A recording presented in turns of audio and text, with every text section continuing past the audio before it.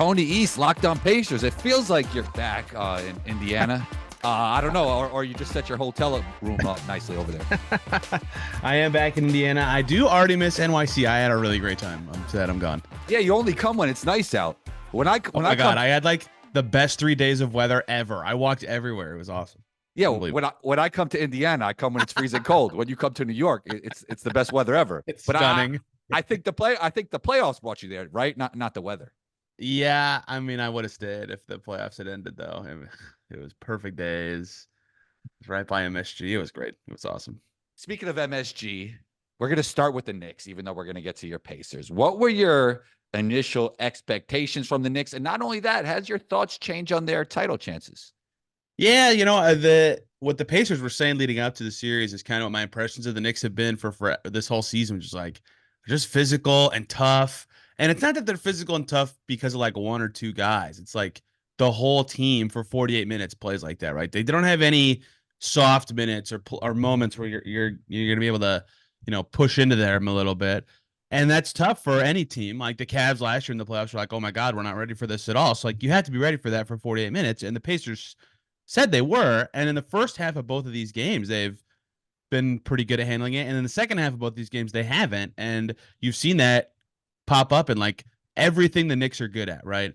Jalen Brunson gets going a little bit in one of the second half quarters in both games. Their offensive rebounding gets better in the second half of both games. Isaiah Hartenstein just is the offensive beast in all these moments. Like they can't play their game as well when the Knicks start to play their game, and that's a credit to the Knicks. And so that's really stood out. And the other thing is, I think people here locally made a big deal about depth, and I think that was right to be a point because the Pacers can play 9 guys and the Knicks can play 7 usually, and now it's even going to be hard to do that because of Anunoby being hurt. But the problem is, yeah, the Pacers play more guys who are good, but the Knicks have their starters out there all the time. Like Hart literally isn't sitting. Like DiVincenzo and Brunson sit for 5 minutes, so that's not really an advantage. Like your depth players aren't better than Jalen Brunson and Dante DiVincenzo and Josh Hart. So I think that's been really interesting so far. And as for their title chances, I think fully healthy, they'd be pretty dang good. But the problem is they just keep dropping like flies. Unfortunately, it's horrible. Speaking to that, how do you feel like the OG injury impacts this series? Yeah, the thing that's like specifically to this series standing out about that is we've already seen the Knicks be kind of small, which is weird to think about. But because they rebound so well, it's part of it, right? Yeah, it's like you don't think of them as a small team because Hart's so good on the glass, though. Right. Just they overcome it, right? But the best Pacers lineups, like numerically, and even watching these games, have had all 3 of Siakam, Toppin, and a center because they have a size advantage. Like Siakam's being guarded by a 3, and then Toppin's guarded by a 4. And now without OG, that's even harder, right? Because it's going to be Precious, I guess. But even he can't play the whole game. He'll be playing some center. Hartenstein can't play the whole game. So that big lineup will be even better. So one thing that changes about the series is that lineup I think you're going to see a little more of until OG returns. And 2 is just that he's guarded Siakam like all the time. And Siakam hadn't had a good series yet. So without him, how do they try to make it so Pascal can't be the guy he was in the first 2 games of the Bucks series where he was just like the best player in the NBA for 2 games? You mentioned how big Indiana is, and I'm thinking like this just came to my thought. Maybe in the modern game, so much of rebounding has to do with speed, feistiness, effort more than size at this point because the game is so spread out. I mean, isn't Josh Hart like the perfect guy to say that? Exactly. He has the thing about Hart that is crazy to me is like even when Siakam or Turner or Jackson or whoever's like right by the ball, Hart can still get it. And I think that is exactly what you're saying is that he's fast, he's athletic, he's going to go up and get it. Like even if you're kind of boxed out on him or someone else, he's slithery and fast and can jump really high and they're going to tip it. Like I tweeted a video of this play last night, second quarter of game 2, Deuce McBride misses a 3. And the Pacers are like not well boxed out, but like they know where all the Knicks guys are. And Isaiah Hartenstein jumps higher than Isaiah Jackson and just tips it, right? That's what the Knicks do. And then Josh Hart kind of boxed out by Ben Shepherd. He does the same thing. He just tips it. And the Knicks get the rebound because they had 2 guys who could just be athletic and jump up and tip it and they get the ball back. Like that's what they can do. And Hart is the perfect guy to, kind of emblematic of that. But OG's a decent rebounder. Precious is a great rebounder, and he's not huge. He's big. So I think you're absolutely right. And I think as the NBA transitions to skilled size, as Rick Carlisle likes to say, those guys are going to be really important. Speaking of Rick Carlisle, fined 35,000. A wise man tweeted. A wise man named Tony East. You could catch him at Tony R East, right? That's the Yes, Twitter. sir. Yes, That's my sir. middle name. R. Rick Carlisle has been fined $35,000 for public criticism of officiating after game 2. NBA says in a release. What are your thoughts on the officiating in general? There's complaints coming from both sides. How would Yeah, you Knicks this grade? morning. How would you grade it? How do you think about this chaos when it comes to the officiating? Yeah, my thing usually, like, I would say 99.5% of games, like, I don't even notice officiating, like, ever. Mm, And fans will be tweeting at me like, "Oh, this call was bad and that call was bad." And I just like I didn't even notice like during the game, like right. maybe it's just how the NBA's played or how good some of these players are, but I don't notice. I noticed in game 1, like the kickball was really bad, right? And the illegal Okay. screen, the thing about the illegal screen that was weird is they said in the report that they missed another illegal screen on Turner on the next possession. That's why everybody thought it was so weird because they missed so many of those. Like, why did they call that one specifically? But the Pacers have given up 120 plus in both these games. Like, it's weird for me to hear them call or cry foul about officiating when they're playing such bad defense. I know it's kind of related, but in game 1, I thought there were some like, I get why they're so frustrated. In game 2, Carlisle got ejected obviously, and didn't think they had a fair chance. But I didn't really notice as much in game 2. Is what I'm trying to get to. Like I noticed in game 1 at the end, I get why they were frustrated. I didn't, it was back to a normal game for me for game 2, and I know the Knicks now saying Brunson's getting foul time. There's that picture of his jersey getting held by Halliburton. Like that's what he's good at is drawing contact. When he takes 16 free throws in their closeout game 6 game, like he's a monster at that kind of stuff. So I think it's right for both teams to have gripes.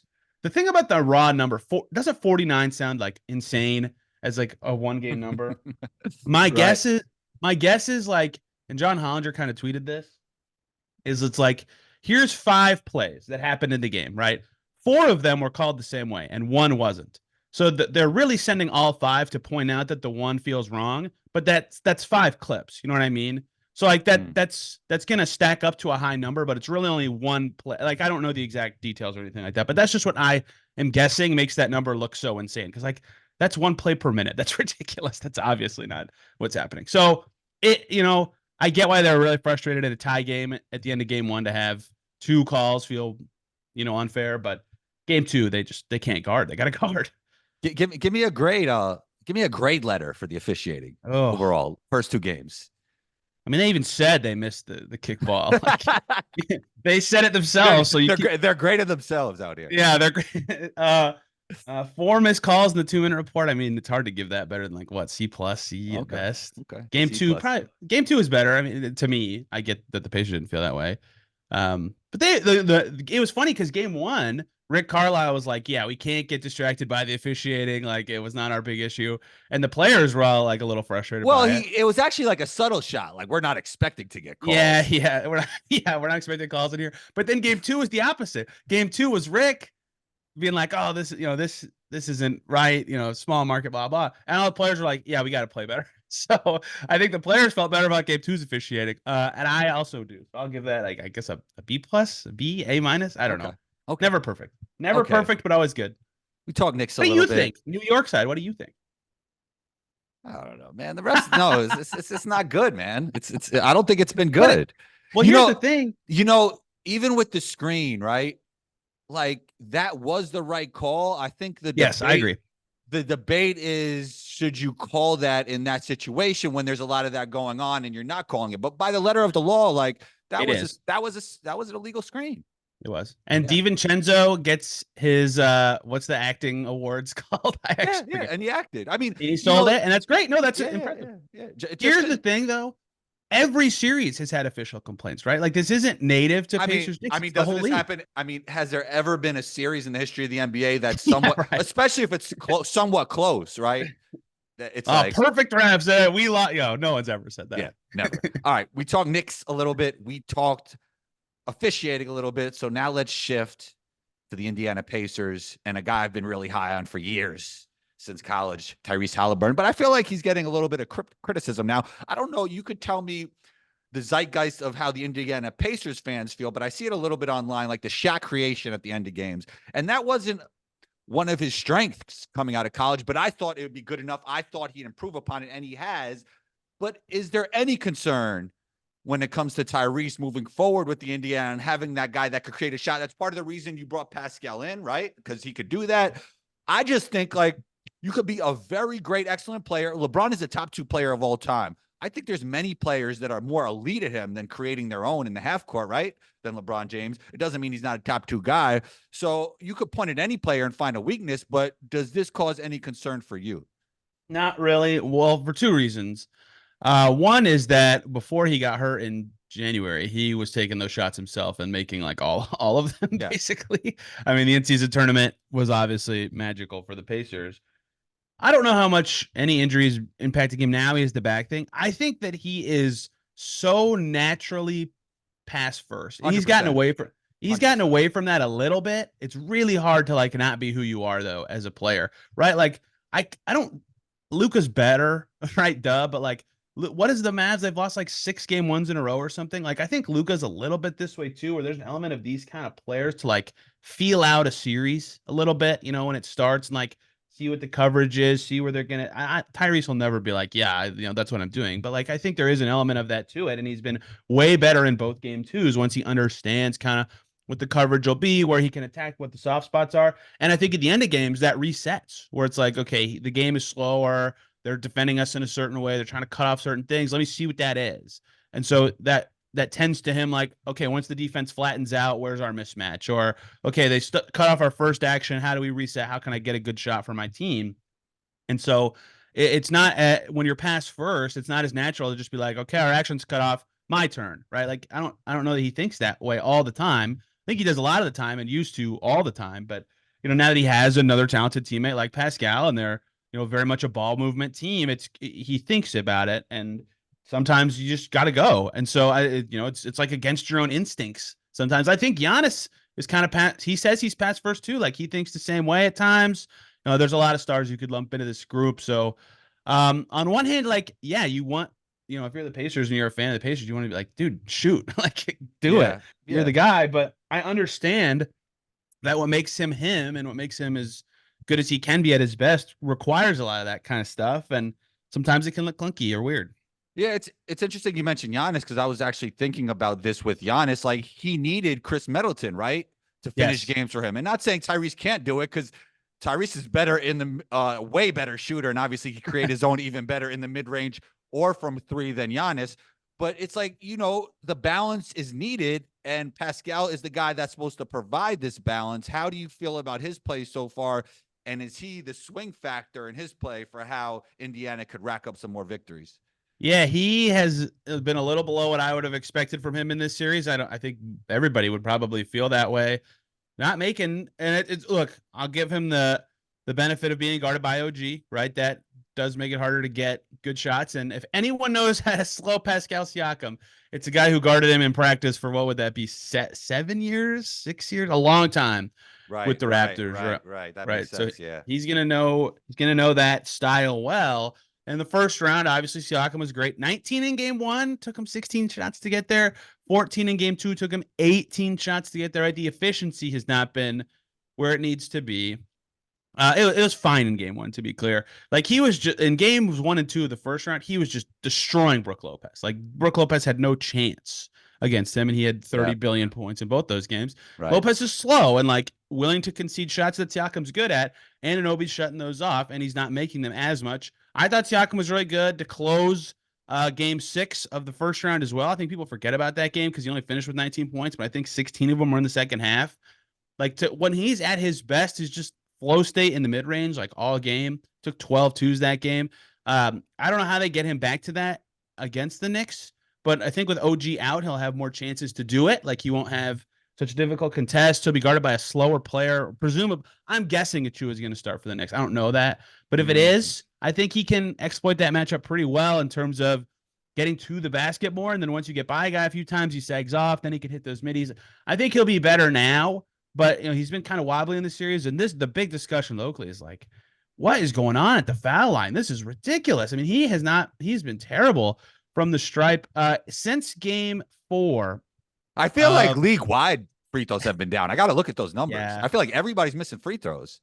He is 4 for his last 14 from Oh the my line right God. now. Oh Yeah, my God. it's really rough. 1 for 5 in game 5 of the last series, 1 for 3 in game 4, and then 2 for 6 so far in the Knicks series. It's just you don't see that like he's never been a great free throw shooter, but he's like over 3/4 in his career. It's been really weird.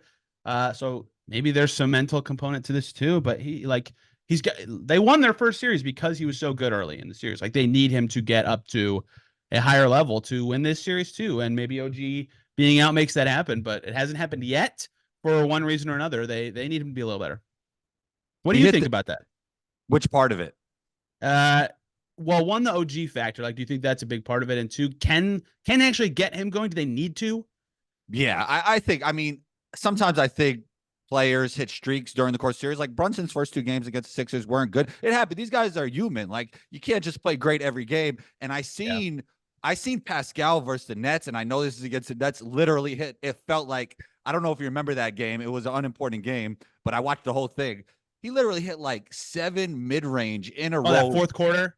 That was Yeah. Oh ridiculous. my God. Like Yeah. that was like glitchy. Like I don't see stuff like that often, and he has the ability to do that. And then on top of it, the OG factor, like styles make fights. Some players just look better against certain players and worse. OG won't be there, and that probably could help Pascal have a big game tonight. It feels like everything goes back to the law of averages, and then OG out. It feels like this should be a big Pascal game, and he's at home. Yeah, that'll help for sure. I'll just be really curious in general how the Knicks try to defend differently now because they Mm, lost a stopper, right? Like it's not just like, oh, we'll keep trying to do the same stuff. Like you kind of can't, right? I mean, I almost feel like if you send two to Tyrese, you're screwed because now you're playing 4-on-3 at the back line and you have Siakam on the team and like Nemhard's having a good playoffs and Turner's having a good yeah, playoffs. Like it's that's tough. I don't it's know, but I don't know it's how they change it either. It's also funny because we saw the Minnesota series. Even if you have a great defender like Rudy, it could kind of change the look. And then That's true. the other team has schemed for this type of defense the whole time, and it kind of messes you up. Like who knows, man? These playoffs are just crazy. Well, ironically, one of the Pacers' worst offensive games of the playoffs was against the Bucks without Lillard. I wonder if they could just scheme a better defense without him. And obviously, he's a bad defender. But like sometimes these good players being out just like gooks up the game in a weird way. It's not over yet. Yeah, it's an interesting, with the good player out thing we saw with John Moran, or is Memphis better without John Moran? Right? No, No. Is come on. LeBron better? Are the Lakers better without LeBron? No. But when it's like a 1 or 2 game sample size, sometimes the ball moves a little bit better without your Yeah, best guys. Sometimes it's hard to scheme to get against because you can't.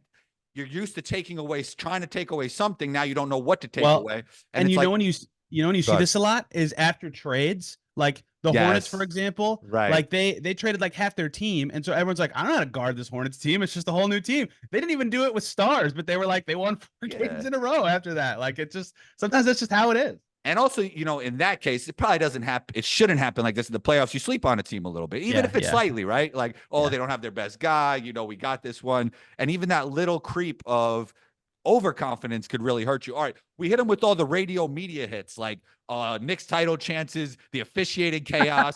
But now we're going to get to the deep cuts, Tony. Let's We're going go. to get to the deep cuts. TJ McConnell minutes. How do you like, Oh, does he look at need you. more? Does he need more minutes? Because, obviously he's a really good basketball player, right? And on defense, it's really important to have him on Brunson. But on offense, does he maximize what Tyrese does is another question, right? Like, Yeah. how do you feel about it? I do think he should probably be playing more than 20 minutes a game. And often it feels like he's playing more than 20 minutes a game outside of last game when they really missed him in the end there. I said yes. I just talked about this on my show too. So good time to ask. It's hard with him, and it's funny to say this against the Knicks who have guys that just go balls to the wall for 40 plus minutes. But like, I don't know what like there's got to be a limit of like you can only play TJ McConnell for this many minutes and have him play at that level. You know what I mean? Like I don't know what that number is, but it's probably it's higher than this. Right. It's higher than low 20s. And the thing that's made him so well, he's been awesome on both ends. The Bucks, the second he'd come in, the second McConnell would check in, they're in zone, right? Immediately they go zone, Mm, and so the Pacers have to like bring in McDermott and like change up the way they're playing. And finally, in game 6, he figured that out. The Knicks, it's so not the Knicks to go zone, right? So they're going to be in man all the time. And so he's been able to cut that up. He gets that little 8-footer. He makes it. He gets to the paint. He passes, sets up his teammates. Like, he had 10 and 12 assists in the last game. Like, on offense, he's been awesome. and making he's been the straw that stirs the drink and makes the Knicks get in rotation and communicate. And he's been probably their best Brunson defender. Although we could talk about that in a second because I don't know that it matters to me too much who specifically is on Brunson, and I can True. explain why in a second. Yeah. But he has been really good, and the fact that he's been so effective on both ends means if he's a two-way guy, you have to get him out there as much as you can. For who is the harder question? Nemhard's been good. Halliburton is Tyrese Halliburton. So, like, do you go small and get Neesmith out? Do you get creative? I don't know. Like, the thing they've had to figure out the whole playoffs is, like, if him and Halliburton are out there together and Halliburton takes it up, McConnell's not that helpful because he's not a great 100%. shooter. 100%. So he's much better if he is the one ball handler and Siakam's the other one. But then you really are only limiting him to bench minutes anyway. So it's kind of like, how do you get him more minutes in a way that makes sense is a really hard question to answer for the Pacers, even though I agree with you that he should play more because he's playing good. Maybe it's just play those bench lineups a little more. Yeah. So what were your thoughts? You just mentioned or you alluded to like the Brunson thing. You're not sure like if it matters who guards. I mean, some of that just, I talked to my friends around the NBA. There's just like some players you can't turn off. Yeah. So, I mean, the way they're guarding him, right? The second Brunson gets a screen, there's two up to him, right? Like they don't want him to see. If you're going to send two to the guy. Well, wasn't Reggie calling for more of that one game? So I felt like they weren't. Yeah. Oh, they weren't always doing that, right?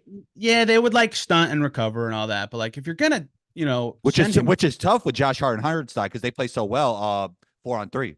Yeah, Hardenstein's passing in game 2 is ridiculous. Like he'd get it at the top at the high post and just distribute everywhere. He has some Draymond stuff to his game, like when it comes to 4-on-3. Yep, dude. And he's the thing is too, you can't back off too far because that floater is like unbelievably accurate in the series. So if you're gonna send two to him and try to play 4-on-3 at the back, it matters who's on him, but like what really matters is who the back guys are, right? You need them to be the best guys possible. So if McConnell being on him means the three guys at the back is the best, then yeah, do it, right? That's what it is. But that's why I say it doesn't matter. Like it should probably just be two small guards so that, rangy guys can rotate behind the play. Because how many times in game 2 did you see Brunson sees two, he hits Hartenstein hits a shooter bucket, right? Like that happened like 4 or 5 times. And so the Brunson creates that shot. Like, it doesn't matter who's on him. It could have been you, me, Halliburton, whoever. It doesn't matter. Like, they're getting that shot anyway. So, yes, like, individually, one-on-one, McConnell's best pressure. McConnell has been the best guy at pressuring him and, like, making him uncomfortable, right? For sure. And that matters. So maybe you should go to that a lot. But, like, I'm at the point where it's like, it doesn't matter too much. Like, mix it up if you have to. But what really matters is making sure the rest of the play is not so easy for the Knicks in the ways it has been so far, because that's where they've really torn them up. They've shot at unbelievable games. Previewing Game 3, what are your thoughts? What are you looking for? What are some X factors for the Pacers or even for the Knicks? Pacers, I mean, we just talked about a lot of their defense, but they got to defend better. Like, they can't, maybe they can, but giving up 120 plus every game is just, even at their offensive levels, been so hard to keep up with because the Knicks are such a good defensive team, and you're not getting that many extra chances against the New York Knicks, right? So you have to be on your A game on your one-shot offense, and the Knicks have been, and the Pacers need to figure out how to slow it down. And we just talked about a big part of it, which is Brunson's unbelievable, but like, man, DiVincenzo is just getting whatever he wants a lot of the time. And they had a lot of these, like, Josh Hart takes one step towards Brunson and then just cuts, and he's open. Yeah. You can't be giving that up, and I don't know what you do about Hartenstein if he's just making all these floaters, because you got to concede something at some point. But maybe Precious playing makes it a lot easier for them to defend. Like they won the Achua minutes in game 2. He's fine. He's a good player, I think, but it's really hard to figure out. He's actually exceeded my expectations, to be honest. Yeah. I think a lot of Knicks people have said something similar. Yeah. But like how subtractive is he, do you feel like, in that starting 5? Because he can't shoot that well, so he's not really a spacer, but you can't keep him around the basket because then Hartenstein can't do his thing. So it's like maybe defense is just easier for the Pacers because of that alone, but there's a lot of little. That's the biggest thing to me. The rest of the series is how much can they clean up on that end, because they can whine about this and that, or say whatever. If you give up 130, you lose. Like you're just gonna lose. It feels like a lot of it will OG out, and then if we have Precious and Hartenstein playing together, it really comes because Brunson's probably going to get his. Josh Hart, how many threes can he make? Because he's going to get open threes. He keeps making them every game, man. It's crazy. Yeah, he got like his energy transfer. This is kind of like nerdy basketball talk. We don't have to get into this right now. It like breaks my basketball mind, but he knocks them down through like will. It feels like. every game, it's like, oh, he can't keep making. Oh, nope, they made another one. Okay, it's unbelievable. Tony East, great stuff. Let everyone know where we could find you, social media, podcast, and everywhere else. Yes, sir. Tony R. East, like you said, R stands for my middle name, so it's not Tony Reese, even though that's what it looks like. Talking conversations like this on Locked On Pacers all the time. Dug into a lot of the Anunoby numbers and lineup data yesterday, and writing in lots of places. But you can find it all on my Twitter feed. Let me know next time you're in New York, Tony. All right. I should have. All right.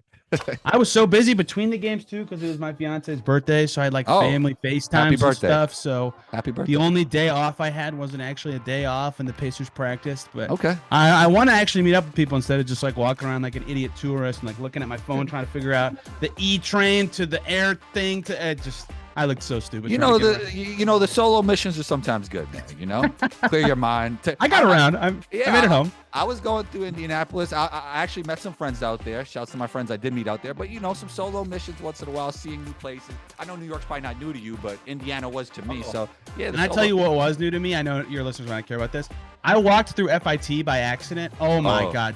I stood out so much. I was wearing sweatpants and a golf polo. I was like, I should not be here. What am I doing? I didn't even realize that's what it was. It was just like on the way to some restaurant I was going to. I was like, oh, this is. You walked right through a fashion. This is not right. Fashion Institute of Technology. Shouts to them. Shouts to them. Tony, great stuff. You're always welcome back on the show, and talk soon. Yes, sir. Thank you. Anytime.